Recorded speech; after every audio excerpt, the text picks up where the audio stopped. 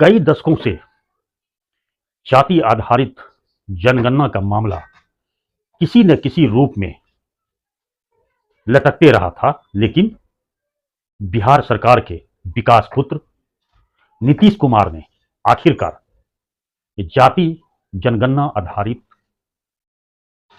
जो प्रस्ताव पारित कर जो बिहार वासियों को आंख खोलने का काम किया है, वो काबिले तारीफ। अब सवाल ये उठता है कि बिहार में तीन सरीखे नेता बीते कई दशकों से अपनी राजनीति कर रहे हैं, जिसमें सबसे पहले लालू प्रसाद यादव, स्वर्गीय रामविलास पासवान, नीतीश कुमार। यह तीनों बिहार की धरती की उपज है, लेकिन आज तक उन्होंने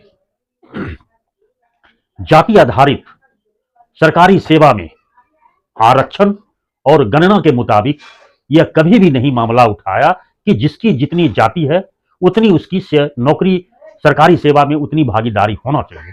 तो मैं आपको खुलासा कर दूं कि राष्ट्रपति सचिवालय में कुल 49 सृजित पद हैं, जिसमें 45 सवर्ण जाति के लोग कार्यरत हैं और मात्र 4 जो पद हैं उन्हीं पर उनको कार्यरत रखा गया है। आखिर क्यों?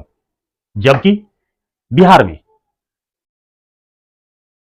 3.5% सवर्णों का जनसंख्या है।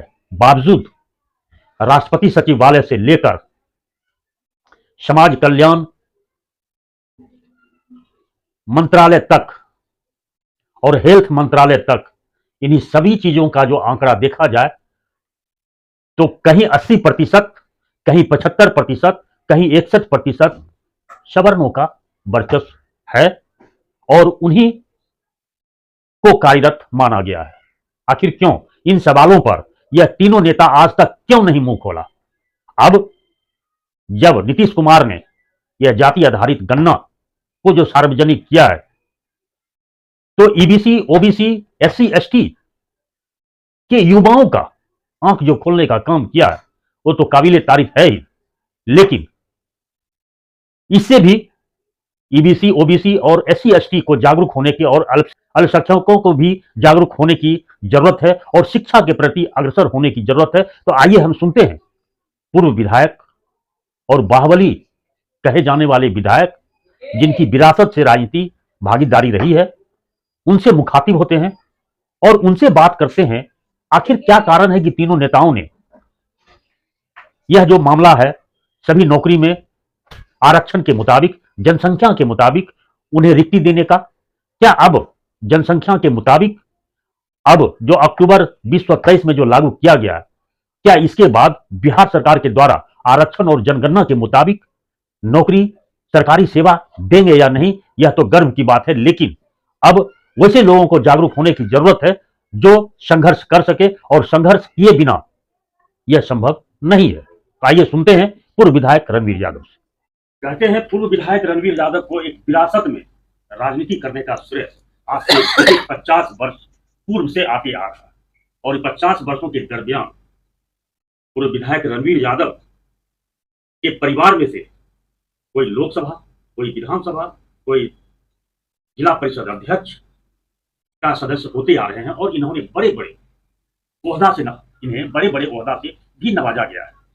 और आज हम बात करेंगे पूर्व विधायक रणवीर यादव से कि जातीय आधारित जो गणना हुई है, तो क्या यह जातीय आधारित जो गणना है सिर्फ गणना हुआ है या फिर गरीबों को जो अधिकार मिलना चाहिए उस वहां तक भी पहुंचेगा या नहीं? तो इन्हीं सवालों को लेकर के हम कुछ सवाल पूर्व विधायक रणवीर यादव से पूछेंगे कि देश में ब्राह्मणों की संख्या 3.5% है, लेकिन और मुस्लिम की संख्या 14.8% है और यादव की जनसंख्या 14.2% है और पासवान की संख्या 5.6%। लेकिन बीते 50 वर्ष पूर्व से लोकसभा की यदि बात की जाए तो लोकसभा में 80% से ज्यादा सवर्णों का सांसद बनना, सवर्णों का बोलबाला रहना, विधानसभा में 90% और राज्यपाल कार्यालय में 50%, कैबिनेट सचिव के रूप में 33%, अतिरिक्त सचिव के पद पर अभी 62% और सुप्रीम कोर्ट में 96% और हाई कोर्ट में 80% ब्राह्मणों और राजपूत और भूमियारों का जो पद सृजित किया गया, क्या यह अनैतिक है या अनैतिक है?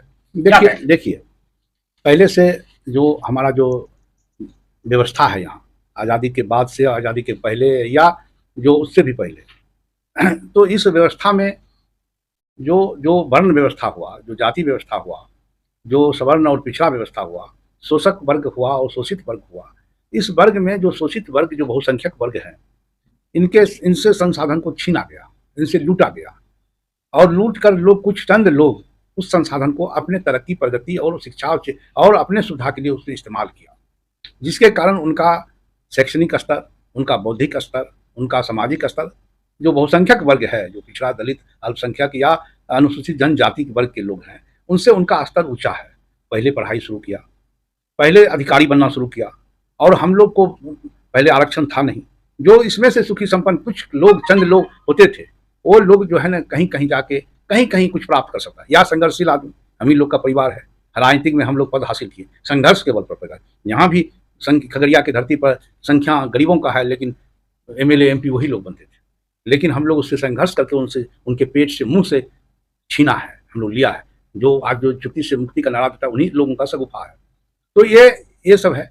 तो ये वो लोग पढ़ा है, लिखा है। हमारा जो आरक्षण है, जो मंडल कमीशन मिला, चाहे अभी जाति जनगणना हो रहा है, मंडल कमीशन तो फर्स्ट स्टेप था। आप देख रहे हैं कि कितना दिन के बाद उसको रोका हुआ था, संविधान में प्रदत्त वो अधिकार है, वो होने के बाद वो भी मंडल कमीशन आ गया रिपोर्ट, उसके बाद लोग दबाया रखा कि क्योंकि गरीब तक जाए नहीं, गरीब तक अगर जाएगा तो गरीब को अधिकार को पता लग जाएगा और हमारा मुकाबला करेगा, विरोध करेगा, और मिला।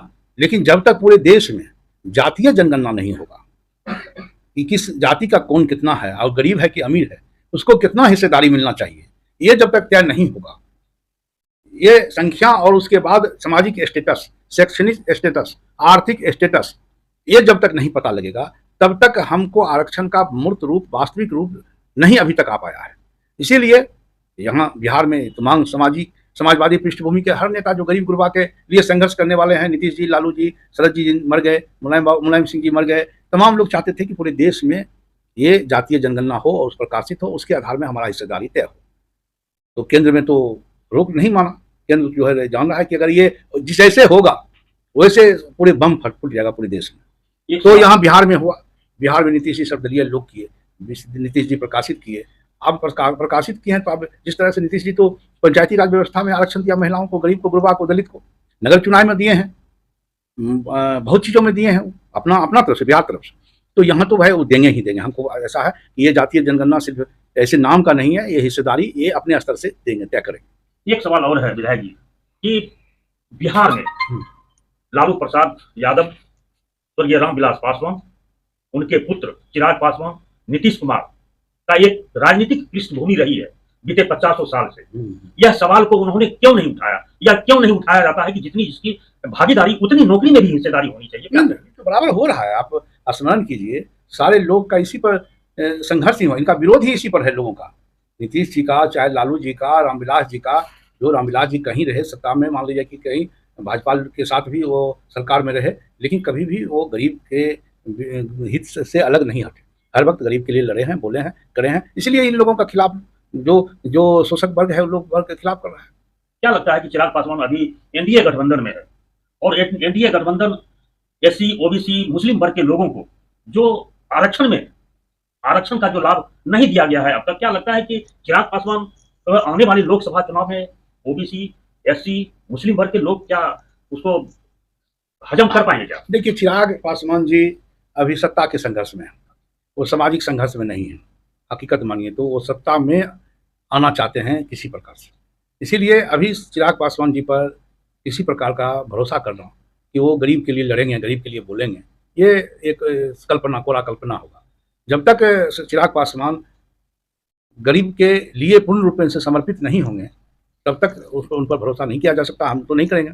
अभी सत्ता के लिए वो संघर्ष कर रहे हैं कि हम सत्ता में कभी नीतीश जी के खिलाफ, कभी लालू जी के पक्ष में, कभी अभी माने कि वो स्टेबल नहीं है, उनका विचार अभी स्टेबल नहीं है। वैसे आप लोग पत्रकार हैं, सब लोग जान रहे हैं, समझ रहे हैं, और चिराग जी ज़्यादा अच्छा बोलेंगे, बताएंगे क्योंकि कौन धारा से चलना चाहते हैं। चलिए, बहुत बहुत धन्यवाद। आप देख रहे हैं खगड़िया आर पार न्यूज में आपका सभी लोगों का स्वागत है, और विधायक जी से जुड़ने के लिए बहुत बहुत धन्यवाद। धन्यवाद।